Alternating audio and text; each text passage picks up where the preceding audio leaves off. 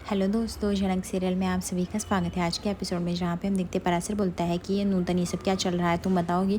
तभी झनक बोलती है कि मेरे पास इन सवालों का जवाब नहीं, प्लीज़ मुझे जान दीजिए, मैं आपके सवालों का जवाब बाद में दे दूँगी पराशर। और ऐसा कह के वो चली जाती है। उसके बाद यहाँ पे पराशर बोलता है कि ये चली गई है, ठीक है, अभी तुम लोग को भरोसा है कि नहीं नूतन पे। तभी यहाँ पे कंका बोलती है, ए पराशर तुम लोग से झूठ मत बोल, तुम लोग की शादी नकली, बच्ची नकली, मैं तो तंग आ चुकी हूँ, मुझे तो पहले से तुम पे शक था, कुछ तो गड़बड़ है। तभी पराशर बोलता है, एक लफ्ज़ और नहीं, तुम लोग उसके बारे में कुछ भी गलत नहीं बोल सकते। उसने मुझे सब सच बताया था, कभी झूठ नहीं बोला, हमारा उसका रिश्ता झूठा था, क्योंकि अगर मैं ऐसा नहीं बोलता तुम लोग उसे गाँव में नहीं रहने देते। और उसने भूल गए गाँव के लिए कितना कुछ किया है, तुम लोग ये भूलो मत, आज उसकी बदौलत पढ़ ले रहे हो, लिख पा रहे हो, अपने लिए कुछ भी बोल सक रहे हो। इसलिए कोई भी एक शब्द नूतन के बारे में कुछ भी गलत नहीं बोलेगा। और कंका तू जब भी अपनी ज़बान खोलती गलत ही बोलती है, तो भूल जाती उसने तेरे लिए भी बहुत कुछ किया है, इसलिए कुछ भी बोलने से पहले 10 बार सोचो। और हाँ, यहाँ पे कोई तमाशा नहीं चल रहा है, सब लोग अपने काम के लिए लौट जाओ, ठीक है, यही बेहतर रहेगा। मैं नूतन के बारे में एक वर्ड नहीं सुन सकता, क्योंकि उसने कभी कुछ गलत ही नहीं किया, ना कभी कुछ गलत बोला है। तभी यहाँ पे कंका बोलती है कि अच्छा, तो तुम हमको चुप कराना चाहते हो। पराशर बोलता है, तो गलत क्या कर रहा हूँ, जाओ जाओ सब लोग अपने काम पे लगो, ठीक है, इसमें कोई बड़ी बात नहीं हुई है, नूतन को क्या करना है क्या नहीं वो मैं देख लूँगा। उसके बाद पराशर गुस्सा हो जाता है और वह सबको भगा देता है, और किसी से के मुँह से भी वो एक वर्ड नहीं सुनता है। तभी कंका बोलती है, ये अलग ही नाटक चल रहा है इन लोग का। दूसरी तरफ हम देखते हैं कि मेनका कहती है, वाह ईशानी तुम बहुत अच्छा रंगोली बनाती है। ईशानी बोलती है, हाँ मैंने तो सीखा है झनक से, जैसे झनक डांस भी बहुत अच्छा करती है, लेकिन मेरी छोटी बहन भी किसी से कम नहीं है। तब इसका भाई बोलता है, हाँ, और हम लोग तो डांस करके 4 चाँद लगा देंगे, बहुत मज़ा आएगा। घर में अलग ही उत्साह देखने को मिलता है, सभी लड़कियाँ एकदम इंजॉय कर रही होती हैं। ईशानी रंगोली बना रही थी, तभी देखती है कि कुछ गुंडे जो होते हैं वो बाइक से चले आते हैं, अंदर डायरेक्ट आते हैं, और वो गेट का दरवाजा खोल के वो चारों तरफ से गोल गोल करने लगते हैं, जहाँ पे ईशानी को देख के गुस्सा आता है। और दूसरी तरफ हम देखते हैं कि अनिरुद्ध आता है मून को लेकर, और जिससे अर्शी दरवाजा खोलती है, बोलती है, अनी तुम यहाँ पे, तुम्हारा मोबाइल स्विच ऑफ था, कितनी बार मैंने ट्राई किया। अनिरुद्ध बोलता है, मैं गाँव में था तो स्विच ऑफ रहेगा ही ना, कैसे लगेगा, तुम भी क्या बात करती हो अर्शी। अर्शी बोलती है, छोटी बच्ची तुमने कहाँ से लेके आई है अनिरुद्ध, तुम बताओगी। तभी अनिरुद्ध बोलता है, तुम मुझे घर में आने दोगी तब तो मैं कुछ बोलूँगा, तुम मुझे कुछ बोलने ही नहीं दोगी तो मैं कहाँ से बताऊँगा। अर्शी बोलती है, अब तो बताओ ये कहाँ से है आई है। तभी यहाँ पे अनिरुद्ध बोलता है, ये कहीं और से नहीं आई है, इस घर में आई जहाँ पे इसका अधिकार है। तभी अर्शी बोलती, पता नहीं तुम क्या बकवास कर रहे हो, वैसे बेटा आपका नाम क्या है। तभी बोलती मून। अर्शी बोलती, वाह बहुत अच्छा नाम है। दूसरी तरफ हम देखते हैं कि यहाँ पे जेठू यानी बबलू जो होते हैं वह आते हैं, बोलते हैं अनिरुद्ध और अप्पू की तबीयत ख़राब हो गई, उसको फिर से शायद कोलैप्स हुआ है, रिकरेंस हुआ है। दूसरी तरफ हम देखते हैं कि अंजना कहती है कि आप भी अभी अनिरुद्ध आया, पानी भी नहीं पिया, ये सब बातें कर रही हैं। वो देखो छोटी बच्ची भी आई है साथ में, छोटौन जो होता है हालचाल पूछ रहे होते हैं अनिरुद्ध का। तभी उनकी नज़र जो होती है छोटी बच्ची पे यानी मून पे पड़ती है। तभी वो बोलते हैं, आपका नाम क्या है। और मून बोलती है, मैं नहीं बताऊँगी, मैंने बहुत बार बता दिया। तभी मृणाली जाती है और मून के पास बोलती, कोई बात नहीं, आपको सब लोगों ने तंग कर दिया ना बार बार आपका नाम पूछ के, ठीक है, अगर आपको नहीं अच्छा लग रहा है तो आप मत बताओ, कोई भी आपसे नाम नहीं पूछेगा आपका, ठीक है। तभी अनिरुद्ध बोलता है कि मून आप यहाँ पे सेफ़ हो, अब आपसे आपकी फैमिली है और यहाँ पे आपके मम्मी पापा सब लोग रहेंगे, ठीक है, इधर आ जाओ। दूसरी तरफ हम देखते हैं कि यहाँ पे अनिरुद्ध के पापा आते हैं और वो बोलते हैं, ये सब क्या चल रहा है। तभी झनक को यहाँ पे ईशानी को गुस्सा आता है इस गुंडे के ऊपर। गुंडा बोलता है कि मैं तुम्हें बचपन में याद है, तुम मुझसे कितने चिढ़ती थी, गाँव में रहती थी, लेकिन अब तो तुम शहर में रहने लगी हो, शहर के तौर तरीके आ गए होंगे तुम्हारे पास। तभी गुंडा बोलता है कि अरे चलो मैडम, हम तुमको बाइक पर घुमा देते हैं, मज़ा आ जाएगा वैसे भी तुम्हें घूम के। दूसरी तरफ हम देखते हैं कि यहाँ पे ईशानी के भाई को गुस्सा आ रहा होता है, लेकिन मेनका किस तरह पकड़ के कंट्रोल करती है। यहाँ पे अनिरुद्ध के पिताजी यानी शुभ बोलते हैं कि बच्ची को कहाँ से तुम उठा लेके आए हो। अनिरुद्ध बोलता है, इस घर में लेके आए हो जहाँ पे उसकी जगह है, और सही जगह लेके आए हो, उसके माँ बाबा यानी उसकी फैमिली के पास। तभी यहाँ पे शुभ बोलता है, ये सब क्या बकवास चल रहा है अनिरुद्ध, तुम कहीं से भी किसी भी बच्ची को उठा के लेके चले आओगे, ये सब क्या मजाक है। तुम्हें पता है प्रॉपर लीगल पेपर लगता है, प्रॉपर डॉक्यूमेंटेशन होता है, फिर बच्चे को अडॉप्ट करना इतना ईजी नहीं है, तुम्हें जो मन करेगा वो कर लोगे। गाँव में गए, किसी अनाथ बच्ची को देखा और उठा लिया। तभी यहाँ पे अनिरुद्ध बोलता है, वो अनाथ नहीं है, पहली बात तो ये जान लो। तभी मृणा बोलती है, ये क्या बात हो रही है। तभी वो बोलता है कि ये हमारी बेटी है, ये मेरी और अर्शी की बेटी है। अर्शी, तुम्हें याद है बहुत सालों पहले एक हॉस्पिटल में हादसा हुआ था, जब झनक ने हमको बताया तो यकीन नहीं किया, और ये हमारी ही बेटी, क्योंकि इसके लिए मेरे पास प्रूफ भी है, और ये मुझे हमारी बच्ची मिली। तभी अर्शी बोलती, तुम्हें हमारी बच्ची कैसे मिल सकती है अनिरुद्ध, वो तो थी ही नहीं। अनिरुद्ध बोलता है, क्योंकि झनक ने दिया हमें ये बच्ची सौंपा। दूसरी तरफ हम देखते हैं कि ईशानी का रंगोली वो जो होता है वो बाइक से अपना ख़राब कर देता है, जहाँ पे ईशानी को बहुत ही गुस्सा आता है, और वो लोग हंस रहे होते हैं, जहाँ पे ईशानी को छेड़ रहे होते कि तुम चलो बाइक पर बैठो और हमें कस के पकड़ लो। ये सुनकर ईशानी को इतना गुस्सा आता है कि ईशानी उसको थप्पड़ ही मारने वाली होती है।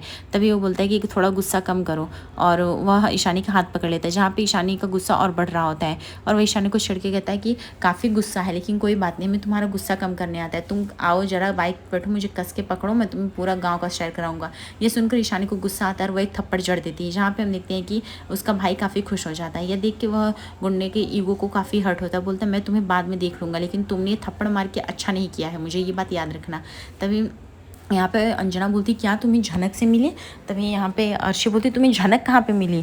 छोटान भी पूछ लगते हैं। तभी बोलती झनक उस गांव में रहती है, उन गांव वालों के बीच में। जब मैं यहाँ पे कॉन्ट्रैक्ट लेने के लिए गया तब मैं वहाँ झनक से मिला, और तभी झनक ने हमें बताया इस बच्ची का सच कि यह हमारी बच्ची है। तभी अर्शी बोलती है कि इसका क्या प्रूफ है कि हमारी ही बच्ची और तुम्हें झनक मिली, और तुम फिर से झनक के पास चले गए? मुझे तो अभी भी नहीं समझ में आ रहा। अनिरुद्ध बोलता मैं मिला, लेकिन ये लास्ट था, अब हम किसी से नहीं मिलने वाले हैं, और झनक अब मेरी ज़िंदगी में नहीं लौट के आएगी अर्शी, और यही सच है। सच यही है कि अब हमें इस बच्ची का ध्यान रखना पड़ेगा, क्योंकि इस बच्ची के माँ बाप हम हैं। तभी यहाँ पे शुभ बोलता है वो लड़की अच्छा हुआ, उसकी औकात वही थी, वो गांव के लोगों के बीच में रह रही है, लेकिन इसकी क्या सबूत है कि वो तुम्हारी ही बच्ची है?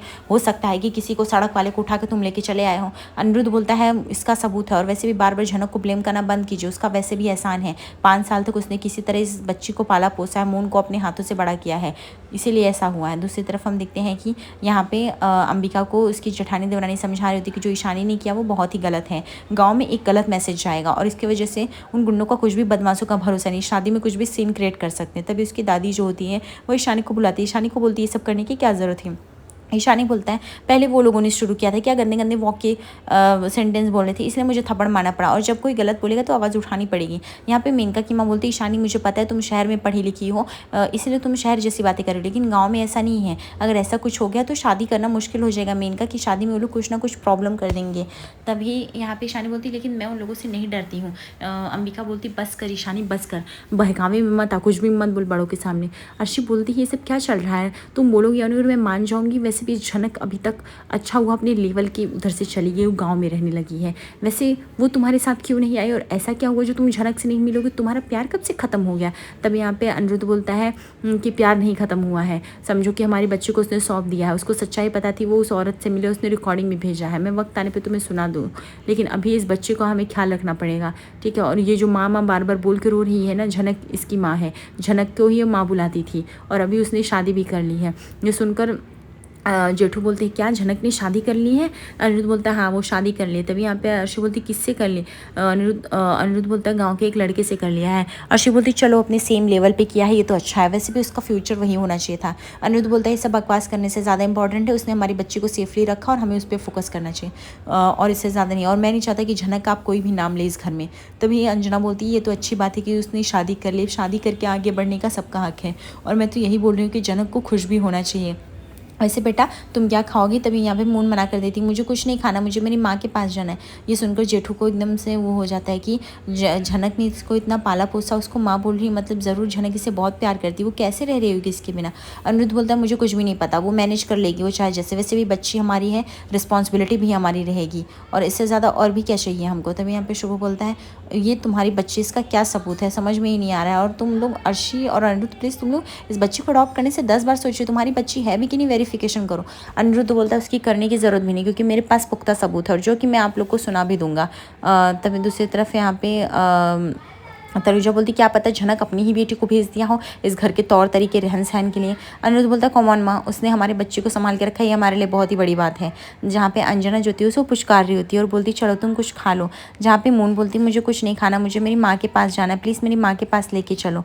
तभी यहाँ पे अनिरुद्ध बोलता बार बार माँ बोल रही हूँ झनक को बहुत याद करी, लेकिन हमें समझना पड़ेगा, लेकिन आप लोग याद रखिए आज के बाद झनक को कोई याद नहीं रखेगा, आज ये बच्ची हमारी प्रायोरिटी है। छोटा बोलता है क्यों नहीं याद रखना है झनक से, तू इतना खफा क्यों? क्योंकि झनक ने शादी कर ली इसलिए। देख अनी कंट्रोल कर, इस तरह से नहीं कर सकता है तू रिएक्ट, और तू भी तो शादी करके आगे बढ़ा, तो झनक आखिर कितना वेट करती? अगर वो खुश है तो हमें क्या चाहिए? वो क्या तू हम झनक से रिश्ता भी नहीं रख सकते? अनिरुद्ध बोलता है हाँ नहीं रख सकते। अर्शी बोलती कुछ तो गड़बड़ है, जिस झनक के लिए तुम इतना मरते थे, इतना प्यार करते थे, अब उस झनक ने जब धोखा दिया तो तुम्हें बुरा लगा ना? इसलिए बुरा लगा क्योंकि उसने शादी कर ली?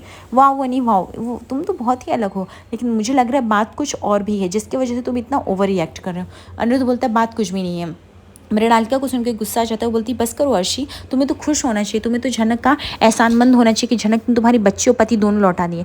हम दूसरी तरफ हम देखते हैं यहाँ पे उसकी दादी जो थी ईशानी को डांट लगा रही थी। ये गाँव है, यहाँ पे शहर वाला फंडा मत अपनाओ, हमारे घर में और भी बच्चियाँ हैं जिनकी शादी होनी बाकी है। अरे तुम उन गुंडों को क्या जानती हो, वो लोग कभी भी आके बारात में और शादी में तमाशा कर सकते हैं। कुछ साल पहले भी एक शादी होने वाली थी जहाँ पे उसने दूल्हे को किडनैप कर लिया था, कितना तमाशा किया था और फिर उसके बाद किसी तरह ले दे के छुड़ाया गया था। अगर ऐसे शादी में प्रॉब्लम आ गई तो हम कुछ नहीं कर पाएंगे, इसलिए तुम ये हमारी बच्चियों को मत बिगाड़ो। और ईशानी ये गांव है, यहाँ पे क्या हो जाएगा अगले पल कुछ नहीं पता। ईशानी बोलती मैं नहीं डरती हूँ और मुझे नहीं करनी है शादी, मैंने पापा को बोला है मैं एक IPS ऑफिसर बनना चाहती हूँ और मैं ये सब काम करूँगी। तभी यहाँ पे उस मेनका की माँ बोलती तुम्हें जो करना है करो लेकिन शांति से रहो, हम तो चाहते हैं बस शादी किसी तरह अच्छे से हो जाए। अब तो जैसे शादी नज़दीक आ रही टेंशन भी बढ़ रहा है। दूसरी तरफ अनिरुद्ध बोलता है छोटौन को कि छोटौन ऐसी कोई भी बात नहीं है, अब लेकिन झनक को मुझे याद ही क्यों रखना है। अब झनक के रास्ते अलग हो गए, अब उसकी शादी हो गई, उसकी लाइफ अलग है, 5 साल हो गए उसकी शादी को और मेरे रास्ते अब कुछ अलग हैं। अब बच्ची मेरी मिल गई है, मेरी प्रायोरिटी ये है, मैं इससे ज़्यादा कुछ नहीं बोल सकता। फिर अनिरुद्ध याद करता है कि उस रात झनक और उसके बीच बहुत कुछ हो गया था, लेकिन अनिरुद्ध को पता नहीं था कि झनक शादीशुदा। अगर उसको पता होता तो ऐसा नहीं करता। अनिरुद्ध को कहीं ना कहीं लग रहा होता कि झनक ने अपने पति को भी यानी पराशर को भी धोखा दिया, लेकिन अनिरुद्ध इस बात से अनजान है कि झनक को पराशर की कभी शादी ही नहीं हुई। झनक ने अनिरुद्ध को अपने करीब इसलिए आने दिए क्योंकि वो उससे प्यार करती थी। जहाँ पे हम देखते हैं कि अनिरुद्ध अपने वो सारे मोमेंट को याद कर रहा होता है, लेकिन उसको कहीं ना कहीं गुस्सा होता है कि झनक ने उसको धोखा दिया है। तभी यहाँ पे अर्शी बोलती क्या हुआ अनिरुद्ध, कुछ तो ऐसी बात है जो तुम छिपा रहे हो, जो हम लोगों से बता नहीं पा रहे हो। अनिरुद्ध बोलता है तुम्हें जो सोचना है सोचो अर्शी, मैं तुम्हें इससे ज़्यादा एक्सप्लेनेशन नहीं दे सकता।